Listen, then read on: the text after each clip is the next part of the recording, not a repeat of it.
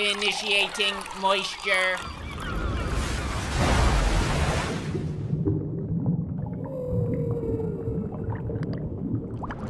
Yeah, it's everyone's favorite time of the year again. It's the Moisties, powered by GodSlap, where we count down the top 5 best and worst games and movies that came out this year. It's an annual tradition that's more well-loved than the Super Bowl. So we're going to start with the top 5 worst movies that came out this year because I think this year was extremely competitive for super stinkers, and I'm really excited to show you the top 5. I really can't overstate just how stressful it was narrowing this down to just the 5 worst movies when there were so many top tier piles of dog shit all competing for a slot on this list. It really felt like studios went out of their way in 2022 to make the worst movie imaginable. But overall, I'm very happy with the list that we've settled on, so let's get into it. At number 5, we have Jurassic World Dominion. What a filthy stain on the Jurassic Park legacy. Not like everything in the Jurassic Park franchise has been a hit by any means, but they have had some good films. Their hits hit, but their shits shit. And they shit hard.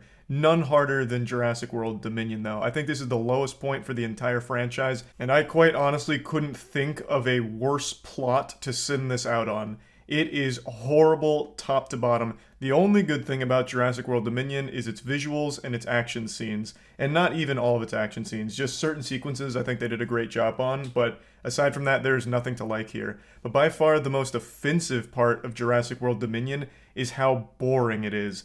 It is almost impossible to stay awake through this entire film. That in and of itself is like the cinnamon challenge of this generation. It is such a brutally difficult film to keep your eyes open during. It's just not interesting at all. I dozed off like 2 or 3 times during this film. I just couldn't help it. I couldn't stay awake. It felt like I was in the middle of some kind of Batman villain plot where Scarecrow was pumping sleeping gas into the auditorium or something. I won't spend too much time breaking down all the things that make Jurassic World Dominion awful, but I do want to make a special mention here of just how terrible its conclusion is. It's going to be a light spoiler, but the film sets up very early on that dinosaurs and humans can't really coexist, like we're not sharing the world right. Dinosaurs are fucking our shit up, they're not really getting integrated with us in a great way, so it's just not working out. By the end of the film, after a big climactic showdown with the Giganotosaurus, which, by the way, was hyped up to be like the Joker, the director said this dinosaur is like the Joker in the way that it just wants to watch the world burn, which makes no fucking sense. So, like, I was expecting it to talk about society or something, but it's just like, well, it's mean. That's how it's like the Joker, I guess. But anyway, they have this big climactic showdown with that super dinosaur, and then after that fight is over with, now all of a sudden, all the dinosaurs work really well with humans. They run with elephants, they're hanging out, like everything's great. But why? Nothing changed. There was a fight at Biosyn, and now for some reason the entire world and all of its dinosaurs work together beautifully now, even though nothing has changed on a global scale. It's so stupid. It's so fucking stupid. But anyway, before steam starts coming out of my ears, moving on to number 4, a movie I know you've all seen because it's become the highest grossing film of all time by a wide margin. It's Morbius. Morbius was the biggest movie that's ever been made, a blockbuster by all accounts, and even coined the phrase, "It's Morbin time." It was a cultural phenomenon. And who could forget the iconic scene where Jared Leto, standing in the rain atop a building, stares the camera directly down the barrel and gives his now infamous line, "I morb, therefore I am." Goosebumps every time. Now, dropping the facade and all the memes, of course, this film was a massive flop. It's a superhero film no one really wanted, and it was terrible, like absolutely horrible. When there was an action scene, they basically just turned the lights off. You couldn't see anything. It's just like this pile of particles and dust and darkness. It was absolutely horrible by all definitions, which is why it became such a meme. Nobody saw it. So they started spreading rumors about it, such as like a scene that they fabricated where he says, "It's Morbin time." And then the film eventually leaves theaters, but it still maintains its meme status. There's 24-hour streams of Morbius running on Twitch, and the studio actually gets gaslit into thinking that if they re-released it, it might actually generate a net revenue. Like they might actually get money out of this because they didn't the first time, but it seems like a lot of people want it. So they re-released Morbius, and it flopped again. Triumphantly. Nobody saw the re-release. It made like 90 grand or something, if that. Like they sold like 50 fucking tickets. So they flopped it twice. It was incredible. Nothing like this I have ever seen before. It was something truly special. It's a horrible film in and of its own right, but what made it so incredible was what happened after it flopped. The memes around it and everything that surrounded this mythos of Morbius. It was so good. But yes, absolutely this film is horrible. It is just bad by all possible definitions that you could ever measure a film in. There is no part of this film that succeeds in even the slightest. I don't think there's any reason for me to go through and break it down further. You can watch like the actual full moist meter I did on it if you want more details, but there is really nothing in this film that actually works, and that's why it became such a fucking meme. But yeah, moving on to number 3, Fantastic Beasts: Secrets of Dumbledore. A movie that was so insultingly terrible that I came home and immediately started a stream called I Just Saw a Horrible Film, and then I ranted about it for over an hour and a half. This film is the most awfully constructed piece of fiction I've ever seen in my entire fucking life. I've seen every Harry Potter film, all the Fantastic Beasts movies. The last one was pretty ass, but this one is turbo ass. This is plus ultra ass. I could rant about how horrible this is for so long. But since this is a top 5 list here, I'm going to keep it brief. Secrets of Dumbledore is a movie where you spend an hour and 40 minutes with characters that do nothing. So they set up the problem early. There's a creature that bows and chooses the leader of the magical world. A stupid process, by the way, to just have a random animal who allegedly can look into your heart and tell you if you're a good boy or girl, like Santa Claus, and if he bows to you, you're now the leader of the magic world. No questions asked. Pretty fucking stupid plot point, but the problem is, that creature has been kidnapped by the bad guy, Grindelwald, and he's come up with an evil plan. But Dumbledore and the rest of the good guys learn that he can kind of see into the future. So I shit you not, Dumbledore says, how do you combat against a guy who can see into the future? And Dumbledore's plan is, we don't have a plan. We have to go at this with no plan. And by golly, is he right? They had no plan and they do nothing. The characters do nothing. Everything that they do, all the tiny little side quests they embark on, contribute nothing to the overall plot of stopping Grindelwald from becoming the leader since he has now kidnapped that magical creature. It is so infuriatingly awful. It's one of the very few times I genuinely considered getting up and leaving the theater. I couldn't believe how much my time was being wasted blatantly right in front of me. And the ending of the film is so stupid. I won't spoil it. I will spoil it. I've changed my mind. Spoiler warning. The fucking I won't spoil it. I've changed my mind again. I'm not going to get into it because I already know that's going to lead to like a 15-minute rant. It is awful. Truly, truly terrible. Also, the secret of Dumbledore is a person who only has 4 scenes. Like, maybe 4 scenes, if that, in the film. The secret of Dumbledore is a fucking worthless plot point, too. That, again, doesn't even contribute to the overall problem. It's so bad. It is such a bad movie. God damn it, now I'm already lost in the sauce. One more thing before we move on to number 2. I do want to give you a quick example. Jacob, who is a big part of the Fantastic Beasts franchise, you know, he's a muggle, but he works with the magic people and everything like that, all the wizards, like, he has a place in the films, and he has played a decently sized role there. In this film, Dumbledore hypes him up as like, we need you, Jacob. In fact, you're the most important part of this entire operation. You know what Jacob does in this fucking movie? Nothing! Absolutely nothing! Nothing! Nothing! At all! No one does! It's so stupid! Fuck me, it's dumb. And then they have this thing where they have a spy go in there. I'm getting too lost. Secrets of Dumbledore, I couldn't decide if it should be the second worst film of the year or the third. But ultimately I decided on the third because the second one, I think, is like a objectively worse film. But nothing has made me as upset as Secrets of Dumbledore with how just awful every single thing that happens narratively in this film is. Now moving on to the number 2 spot, I'm giving it to Halloween Ends. Halloween franchise is actually making a killing in the Moisties because you might remember last year, Halloween Kills actually made our top 5 worst list then. But this time it's even deeper in our list because Halloween Ends is worse. Somehow. My God. I don't know how you could make it worse, but they found a way. This movie barely has Michael Myers in it. In fact, it focuses on a new foe who's like a pseudo Michael Myers, a diet Michael Myers who's coming into his own. So He was a misunderstood kid that had a very unfortunate thing happen to him early in his life, and then, the whole town hates him, but he wasn't a bad guy until he decides to become a bad guy after encountering Michael Myers in a sewer. And he's weak as fuck. Michael Myers just gets like potato sacked. Like he pushes him over and he falls and he hurts himself, but it ends up making this new kid bad, evil. So then he's like trying to get laid by one of the characters from the previous films. I'm trying hard not to spoil things, I really am. But it's just not good. And the first hour or so doesn't even have any kind of like action or gore to it, except for the opening scene. The opening scene goes so hard and it's extremely goofy in all the right ways. So the guy was a babysitter. I don't think this is a spoiler since the first scene, and I actually think it's in one of the trailers. The guy was a babysitter, and the kid played a prank on him where he locked him in a door upstairs on the 3rd floor. And the kid starts freaking out, like, hey, let me out. This is really scary. What if Michael Myers is in here? And the kid, the babysitter, kicks down the door, and the door flies off the hinges, hitting the kid, sending him flying like a goddamn cannonball shot out of a cannon off of the 3rd floor and hitting the ground where he just explodes on impact in front of his mom and dad. So then the babysitter stands trial but was ultimately found not guilty, that it was accidental. And he wasn't a bad guy until, all the stupid shit that happens here happens. And then nothing of any substance or interest happens. Like, I don't care about his relationship with the girl. It's super uninteresting. It's super weird because the girl just wants to fuck him the second that she knows he's, like, messed up. Like, it's just, there's nothing actually interesting or, I don't know, enticing about the plot.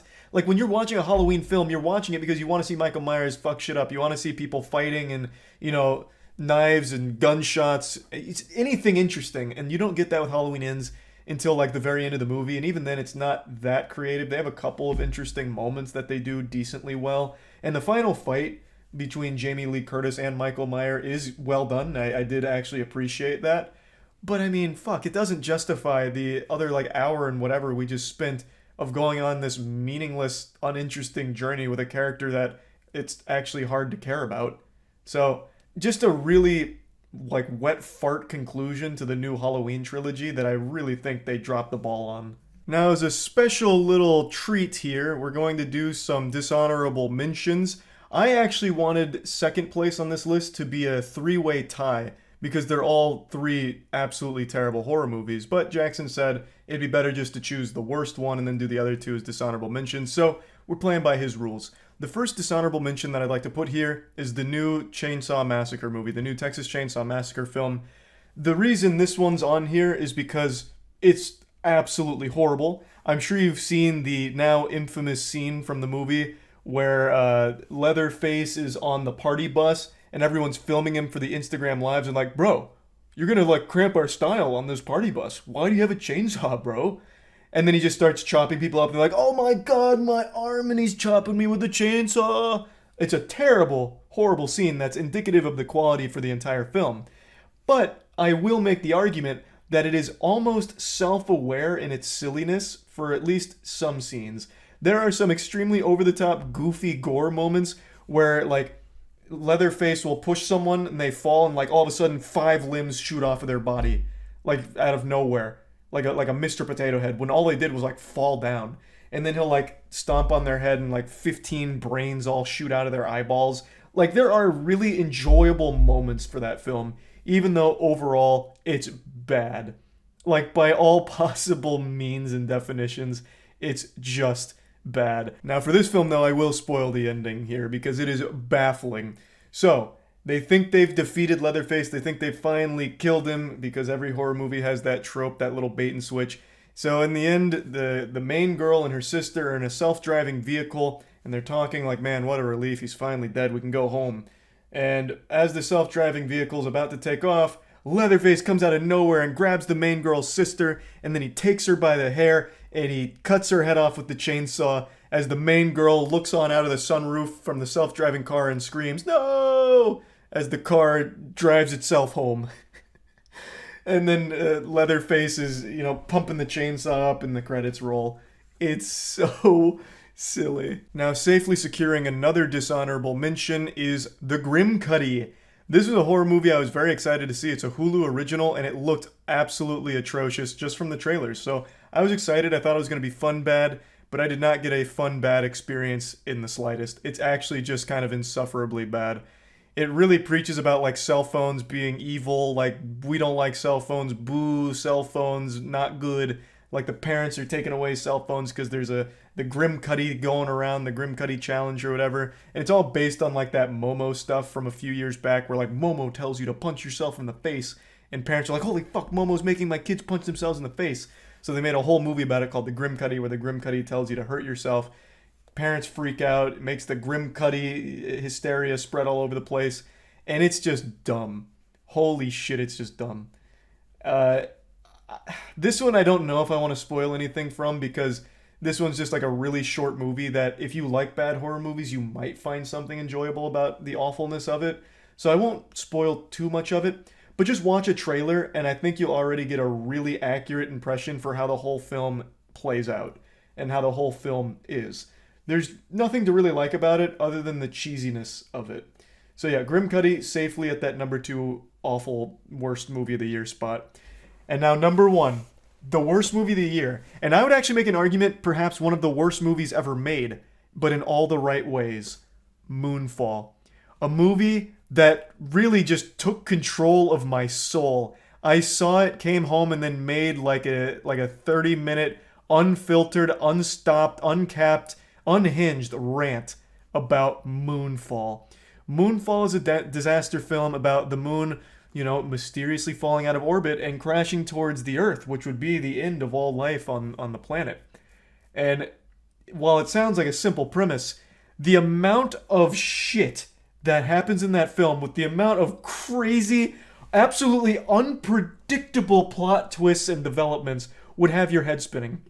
I told my friends about this, Aaron and Chase, and they saw it. Aaron, Chase, and Meadow all went and saw it like a week after I did. They were talking about it for 3 hours. They couldn't stop themselves. And now I know Aaron in particular has seen this film like 4 times. Every time you watch this film, you find something different to appreciate. It is a absolute masterpiece of trash. I can't even put into words just how impressive it is in getting everything wrong, but in the most entertaining way. There's no level of self-awareness to this film. None of this was planned with how bad it is. In fact, it had the audacity to try and set up an extended universe for Moonfall. And I pray every couple of days that we get a Moonfall sequel, because that's what we deserve. We need it. This film does everything wrong, but in a way that will have you smiling the whole time. And it's a big chunk of meat, too. This is an over 2-hour film, but it feels like it's 20 minutes. Because it's constantly having your neurons fire to process the craziness that you're witnessing.